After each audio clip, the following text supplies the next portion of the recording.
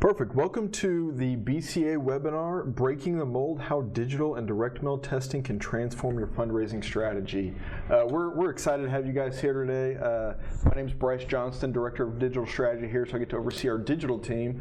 With me is Matthew Slade, VP of Client Services, so he gets to help both on the direct mail side as well as the digital side there. So today we're going to be taking a look at really why we test, what should we test, as well as the different strategies when it comes to both direct mail and digital. But before we do, let's do a little bit of housekeeping here. We do want to leave time at the end for some questions. So if you have any questions as we go along, make sure you chat Q&A in the chat. We'll be sure to answer those at the end. Also, make sure that you visit our website, the Resource Center there. We have a lot of great resources that we're updating constantly.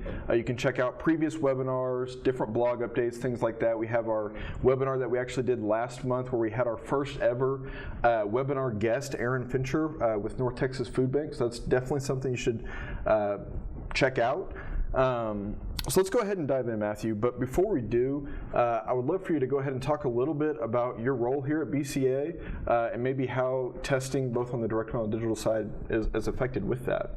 Yeah, sure. So my name is Matthew Slay, and I have been at BCA for 4 years. I've been a fundraiser for about 15 years. I started out in digital fundraising exclusively, and then I was director of development at a nonprofit for a while, but this is where I love to be.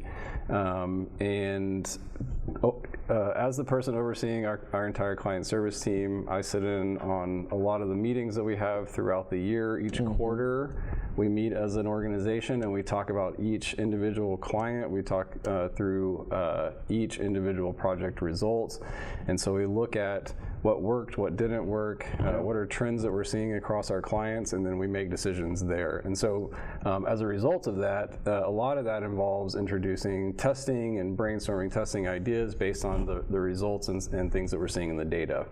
And so I definitely get to be a part of that, and it's exciting to get to be thinking through how we can optimize and maximize the results for our clients. Definitely. I know we actually have those quarterly meetings starting next week. That's right. So I'm excited for that. I get to be a part of those as well. Those are always fun times where we get to look at results, and it's just, it's a good time from our company. Again, a lot of our leadership's there, so it's a fun time. Looking forward to that next week. So let's go ahead and jump in. I know in talking with you, and obviously being here at BCA, that there's a lot of similarities when it comes to testing both in direct mail and digital, but there's also a lot of differences. So let's kind of dive into that and kind of talk through that. When it comes to testing specifically in direct mail, why do we test, and kind of what are the goals of testing? Yeah, and I think this applies to digital as well. Are we testing to solve a problem? Are we testing to optimize something that's working already that just needs to work better? And so based on looking at your data, first you need to identify where your problem areas are, and then from there you can start to develop your tests to try to fix those areas, or if everything's again working great, you can optimize those areas. But the goal ultimately, like everything that we do, is to increase your overall fundraising. And you're doing this by optimizing each of those measurable points throughout that process. So anything that can be measured, essentially you can test on those points. Yeah, for sure. I think that's really the exact same with digital, right? The overall goal is to help optimize and improve fundraising results, and that can look like a lot of different things. So I guess that goes into how do we decide what to test, maybe even specifically from a direct mail standpoint? Yeah. Well, the direct mail and digital side of things is a very different testing strategy. There are honestly a lot more advantages in digital testing than there are in direct mail testing. Direct mail testing is going to be kind of a lagging indicator. We close out our direct response results, or our direct mail response, after 3 months, it's after 3 months. And so in order for us to see the complete picture of a piece or how a test performed, we have to wait that amount of time. We can see what it looks like after 30 days, But throughout the pandemic, we're seeing that the speed at which donors are giving has shifted a lot, and so it's not consistent like it used to be. And so we do need to wait longer for those tests to be done. So it takes a lot longer. Digital, you're going to see immediate results. Yep. You are also kind of limited to testing on response and average gift for direct mail compared to digital, where you can essentially test anything across the process. So when you get a letter in the mail, we don't have a way to know how many people actually open that letter. Yeah. Where on the digital side, we know how many people opened that email, we know how many people clicked, we know how many people stopped on the first page of the donation page and bailed. On the direct mail side, we don't know when someone looks at the reply form and almost writes something down but then decides not to. Like we can't measure that. And so there are definitely a lot of advantage on the digital side. The direct mail just takes longer, and it has to be a lot more measured and thoughtful approach. For sure. I know, so whenever we look at testing, and we, as a digital team, we meet on a regular basis and meet for all of our clients and look at how we can different test. And whenever we do that, we really look at 3 different areas, right? We're testing into 3 different areas that we believe increases overall fundraising, right? It's traffic, conversions, and average gift. So whenever we're testing for traffic from a digital standpoint, what that can look like is a myriad of different things. It can be email opens, it can be clicks on an email actually driving more traffic to that donation page. For a Facebook ad, we could be testing the specific image or even copy in there to drive more clicks. Or even for a lot of our clients, we manage their Google Grant account. It could be driving traffic to that website, right? Conversions, that's going to be once they get to that landing page or once they get to that donation page, actually converting that donation, right? So I think one of the biggest indicators that we even touched on actually in our first webinar, talking about optimizing your donation page, we test into copy, having proper value proposition, right? Giving them a reason to actually make that donation, complete that donation, can help really increase your overall conversion rate. And then the last thing is average gift. That one's fairly self-explanatory, I think, but it's increasing overall average gift. How we might test that is gift array, gift amounts in there, the order that it is in, smallest to largest, largest to smallest, maybe the specific amount that we're asking for in an email. Another test that we've done recently that's helped increase our overall average gift is actually have like a most popular gift amount around that gift array option, essentially telling people, hey, this is what most people are giving to help increase that overall average gift a little bit.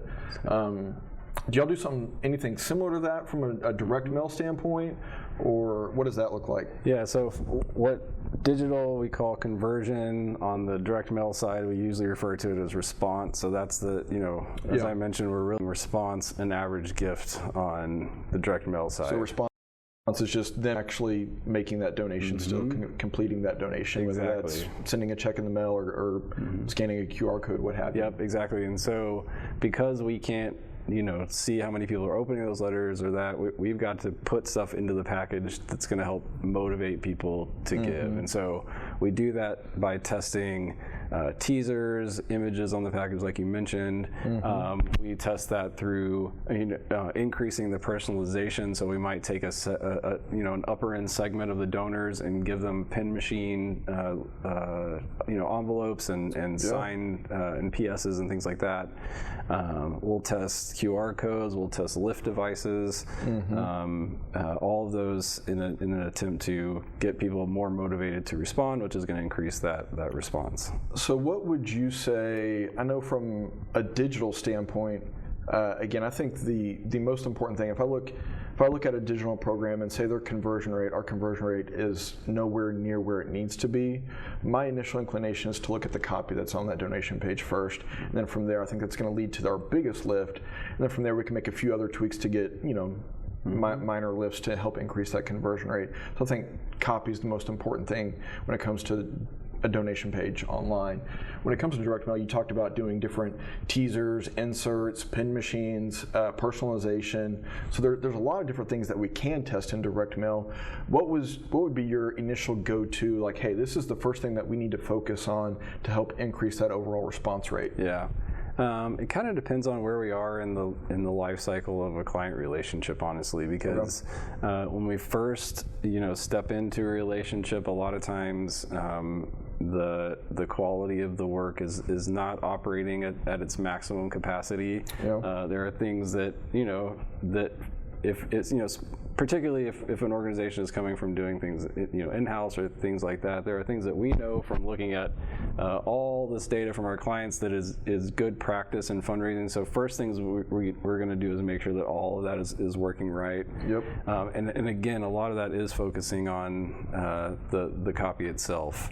And so if we see big problem areas like with copy, oftentimes we're going to skip right over the testing portion and just go and make sure that it's up to our standards first before we start testing. We've done that. We did that. We call it a radical redesign from the digital standpoint. Is that essentially we'll just blow this process up, create a new baseline, and then from there start testing and optimizing. Exactly.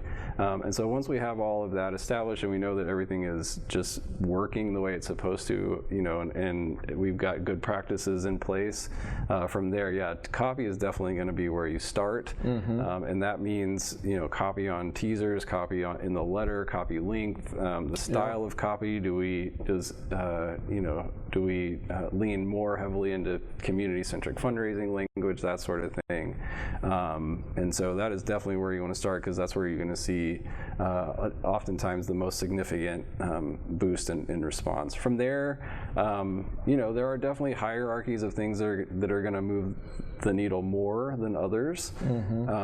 And so you just sort of work with your team to see what the priority should be there. Gotcha. Nice. The other thing that we look at is average gift, and so from there we can test that through things like ask string tests.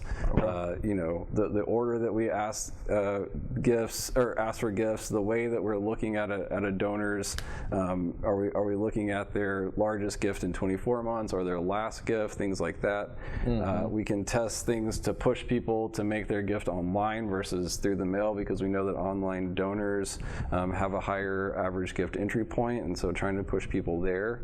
And then again, like I mentioned before, those lift devices, we've seen some pretty significant jumps by testing that as well. So when you say lift devices, as someone who's not as familiar on the direct mail side, what is a lift device? Can you go into a little bit more of that, and how would we test that, I guess? Yeah, so a lift device is anything that you include in a mail package that is supposed to help lift response. And that can look like a lot of different things. It can be anything from like a donor involvement device, which is something that you're asking the donor to do to get involved. It helps them feel more engaged with the organization, like a note to kids in a summer feeding program or something like that.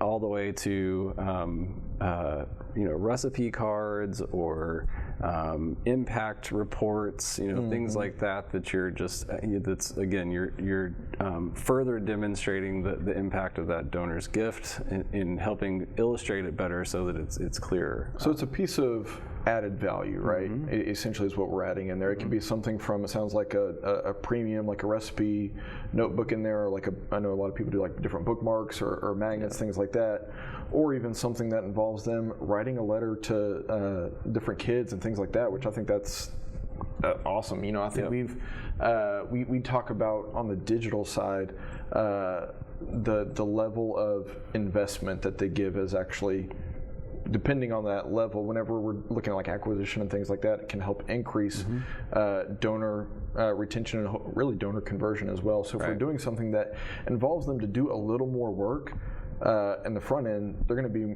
more likely to make that donation and then even become retain that donor down the road, opposed to if it's just a quick like one-off gift ask, basically. So very good.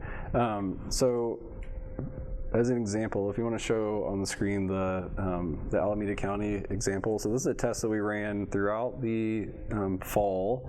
We ran it across multiple packages, which I'll talk about that in just a little bit here on frequency of testing. On this test, basically what we wanted to do is just make sure that it was worth the investment of including this sort of insert card. So if you see that where it says "Giving Back, Rain or Shine," that's a story about a volunteer, and it's just saying like, this is why I appreciate Alameda County. This is why I give back, and that's really all it is. Okay. There's an added cost to add that. There is an added cost. Insert or lift device in there. Right, and we were including these on most of their packages, and we just wanted to make sure it was still necessary after the pandemic and when everything was up in the air, and we wanted to make sure everything we were doing was still what we needed to be doing, given the added quantities and things like that. Yeah. And so we ran it across multiple packages, including it in there.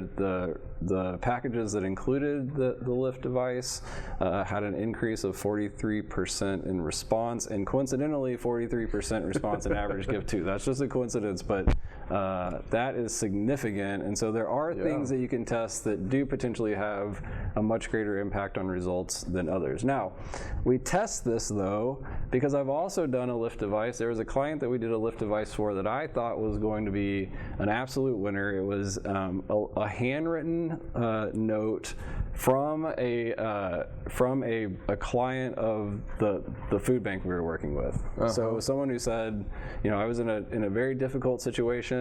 The food bank, thanks to their distribution, really helped my family out, and as a result, we were able to do this. And so it was a very touching story. There was an added cost to that one because it was a little bit nicer. It was almost like a letter within a letter. But what we found was it had no impact on results whatsoever. Yeah. And so that's why we test, because every client's donor base is going to respond differently to different motivations, and so we don't want to just assume that because this works here that it's going to work over here. And so again, we could test this. We might see the same results at another client. We also might see no movement whatsoever. So that's the importance of testing there. It really is, and that's one thing that from a digital standpoint, obviously we work with a multitude of different clients. Just because something works for one client doesn't necessarily mean that it's going to work for another client. That's why we always want to test into things, because every client's unique and every client's donors are unique as well, and actually why they're giving to them. So we want to make sure that we're testing into this, not just saying, oh, this worked for them, so we're going to do this across the board kind of deal. There are definitely exceptions to sometimes we will just make changes because there is such a problem that we need to adjust immediately, or things like that. Or again, if it's a new client relationship, there are things that we know that, like the former fundraising agency was primarily a marketing firm, and so they just did things, just different strategies that we don't necessarily agree with or whatever. And so there are exceptions to that, but usually any big wholesale changes, we want to test into that. Well, and you mentioned something even with the Alameda County test that I caught whenever you said it, is we've always kind of done this for them, but wanted to make sure post-pandemic that we still needed to do this for them, right? It's like, hey, this has worked in the past, but we had this big change in our world. Is this something that we still need to do? Is this worth the added expense? That's something where, again, I think testing is very important. We want to test into everything, but we also don't want to test just to test, right? Again, going back to why we test, traffic conversions, average give, we want to make sure we're testing with a purpose, not just testing to test. Correct. And being aware of this and like saying, hey, you know what? Let's test into this for a reason. We know that it's worked in the past, but does it continue to work? Yeah, it's definitely evolving, because there are things that worked before the pandemic. There are things that motivated donors before the pandemic that just do not have the same impact now. And so assuming something that you tested into is still the right choice now, it just doesn't apply anymore necessarily. Yeah, no, that's good. So I guess next question is, how do we execute a healthy test, right? Is there a proper way to do that? If we narrow down in and know what to test now, how do we actually execute that on a healthy level, making sure that we're tracking and have proper reporting? There are several things, and it is very easy to mess up a test, and if you mess up a test, you invalidate a test, and all that effort is wasted. And so you just really want to make sure that everything is tight before you get started. First of all, you most likely want to try to only test one thing at a time. There are exceptions to that. I've done tests within tests, but it gets really messy really fast. It's a lot to manage on the data side. It's a lot to manage on the tracking side. It just gets messy very, very easily. We recommend the exact same thing from the digital standpoint, right? If we're doing something, we're running a test in the email, we don't also want to run a test on that donation page. We want to make sure that that test in the email is actually the cause of that lift, not necessarily the other test that we're running down that funnel. So we recommend really kind of one test per campaign as well. And also you want to make sure that if you're testing something that you know what your control package is, and you just stick to it, as well. And so sometimes you might think, I'm going to update this package this year. I need to change some colors and stuff. Well, now you've sort of introduced another test into it that could skew those results. And so again, just establish your control and then only test one thing at a time. And then secondly, prioritize your testing based on what you need to test. So again, you're looking at the data. If you're on the direct mail side, what's your response rate look like on this package? What does your average gift look like on this package? On the digital side, we've mentioned several times conversion rates, all that, click-throughs. And where your issue lies based on that data analysis, that's where you want to establish, you want to do tests that are going to impact that specific area. So I think to do that, it's important to know your benchmarks, right? So to know, hey, what is a good open rate? What is a good click rate? What is a good conversion rate? What's a good average gift? So that I know, okay, out of these four areas, this is where I'm not meeting that benchmark. So this is where I need to test into. This is my biggest area of need that we need to focus on. Once we get this in line, then you can focus on the next area or all those other areas. Right, and you also need to know what your benchmarks are too. So like there are industry benchmarks, and then there are benchmarks for each organization, because the benchmarks for sort of industry might be on a program that's of averages of a different size, of all kinds of different factors that would impact that, and so that definitely goes into it. Now, the other thing is the quantity has to be large enough for the test to be viable. So talk to me more about that from a direct mail standpoint side, right? So from a digital side, typically whenever we test, we do an A/B test, it's going to be 50-50 split, right? So 50% get the control, the other 50% get the treatment. I know from a direct mail side, a lot of times we'll do like an 80-20 test, things like that. The percentages might change. Can you speak to that a little bit? Yeah, so you are right, and I'll talk a little bit more about that in just a second, the way that we test into a new control package.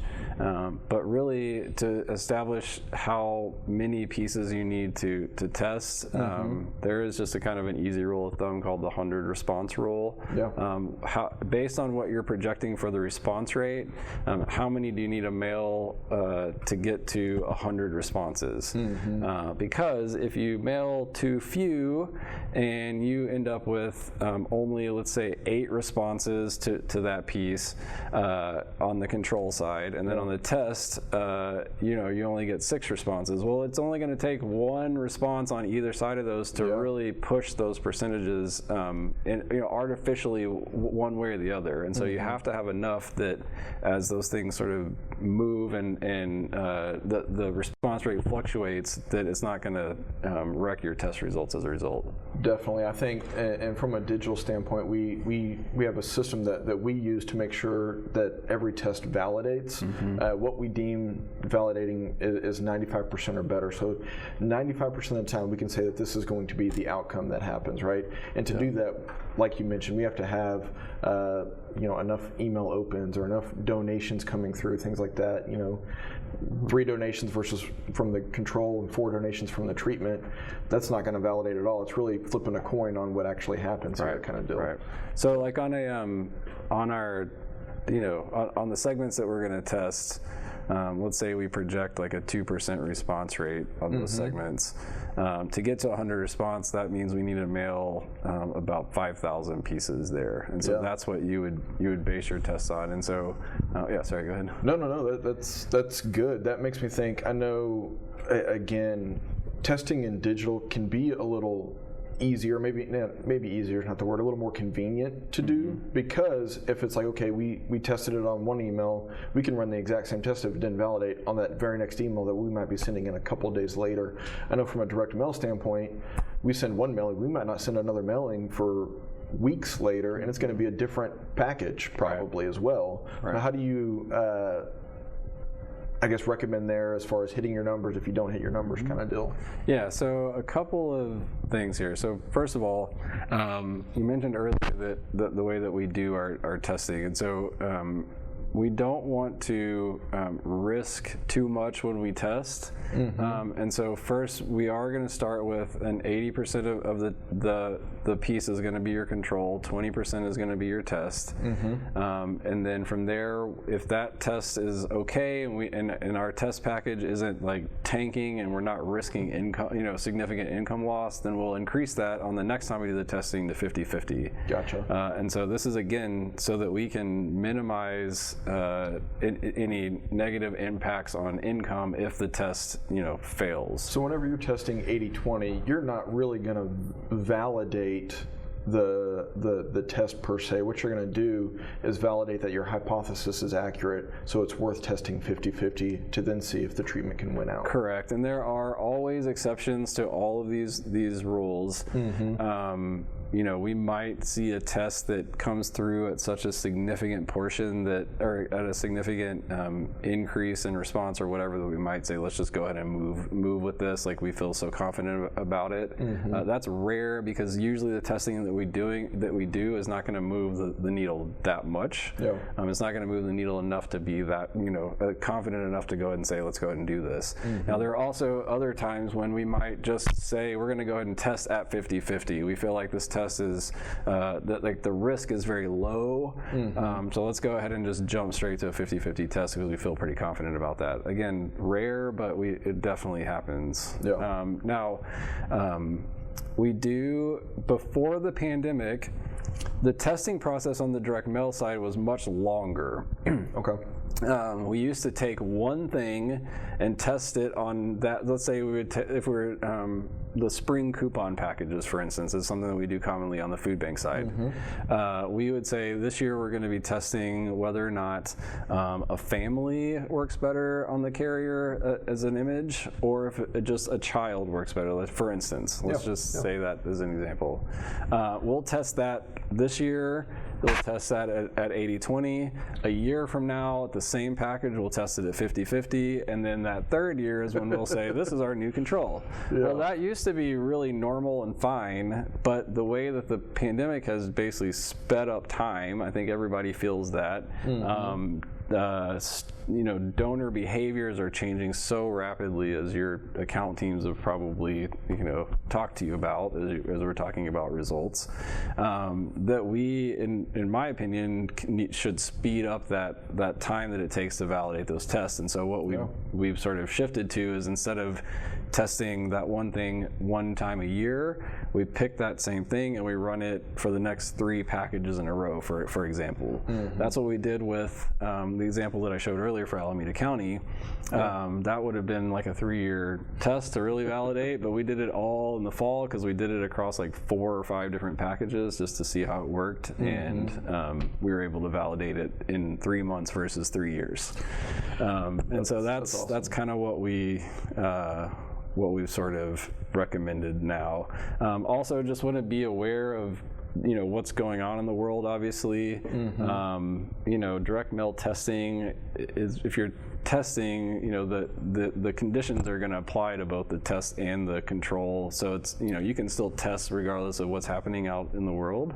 But again, you probably don't want to introduce some radical test at year end, because that's where your biggest source of income is going to come, is coming from. And so you don't want to risk do a really risky test at a time when there's so much income hinging on it. There are other things like next year is an election year, so your results could look weird. Your major donors might pull back because they're giving to political campaigns and things like that. So you just got to be aware of what's going on and adjust for those things, or just be aware of what could be skewing results. Yeah, just be mindful of it, right? Just because, you brought up an election year, so donations coming in could be completely different from what your control was last year. So just be mindful whenever you're running tests. I don't think you're saying don't run tests. It's just be aware that your results could be a little different there. I know even from a digital standpoint, we talk about the lengths of tests, right? So if we're running a test on their main donation page, it might be running for an extended period of time. Typically, we don't want to run tests for longer than a month at a time, just because you run into different factors, right? If you run a test on your main donation page in October and it's running for 30 days, you're getting into November there, where you're getting into year-end, Giving Tuesday, so motivations change, which could skew your test results. So that's definitely something to be mindful of whenever we do testing. And then likewise, I highly recommend testing from a digital standpoint in year-end, because I think we can validate a lot quicker, because you're going to get a lot more donations. But no, if you're testing in year-end, motivation is going to be completely different for year-end than it is in June, right? Yep. So again, I think it's just being mindful of what's going on around us whenever we test is great.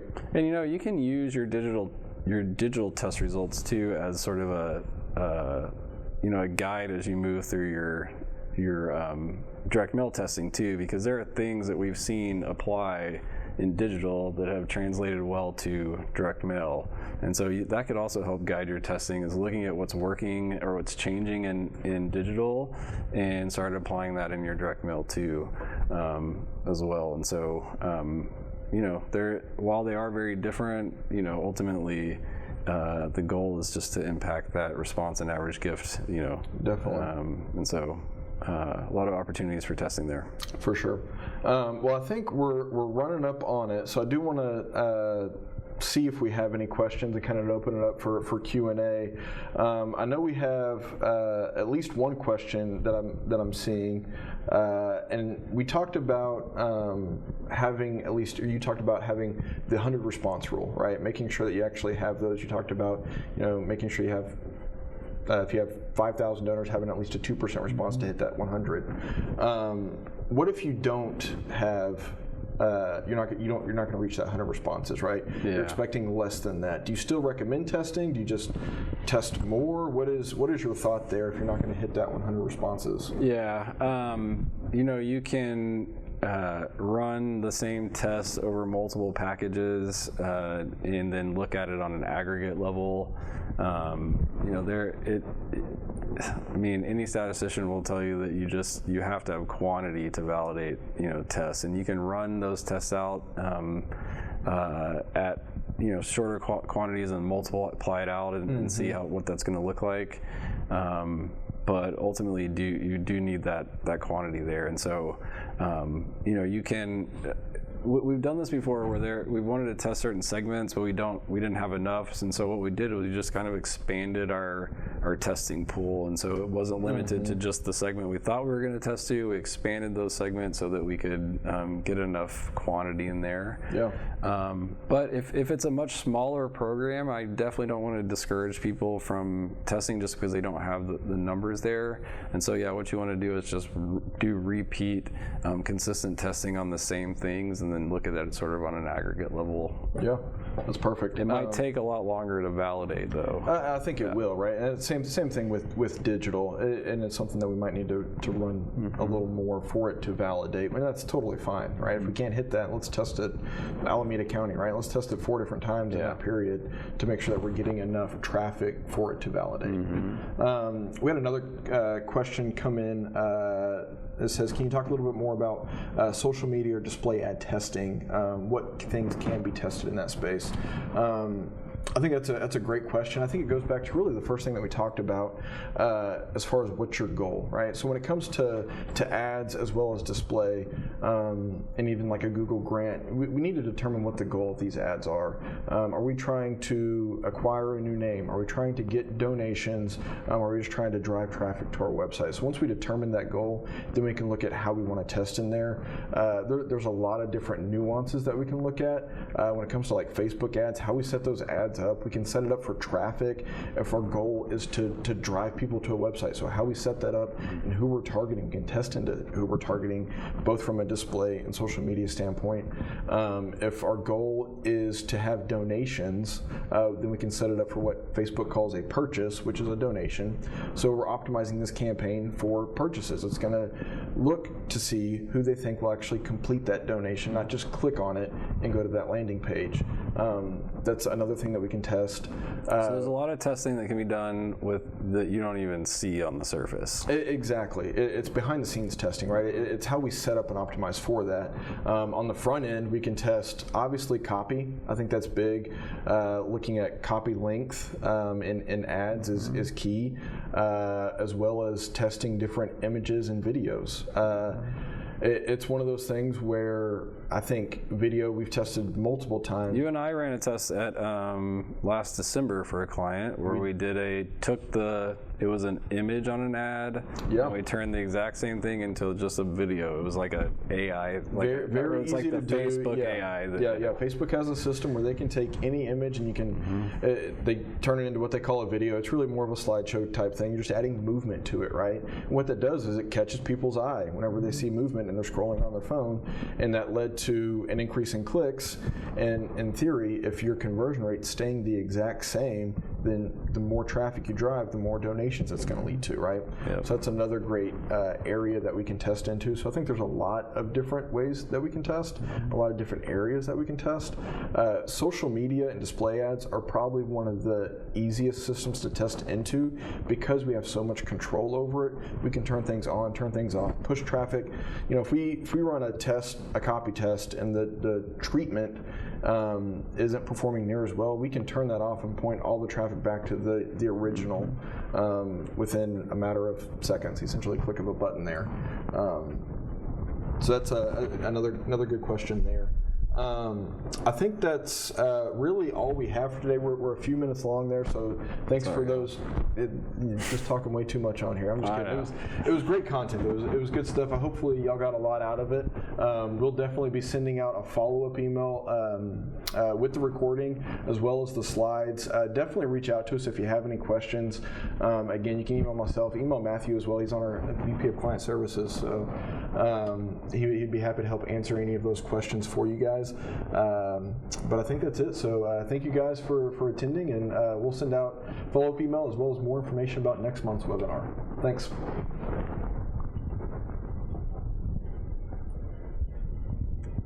Recording. We're out. Okay. All right. Shane, as you were chatting questions, I thought you were asking those questions, like saying hey, did you talk a little bit more about this, a little bit more about that? No, I did do the into because I think that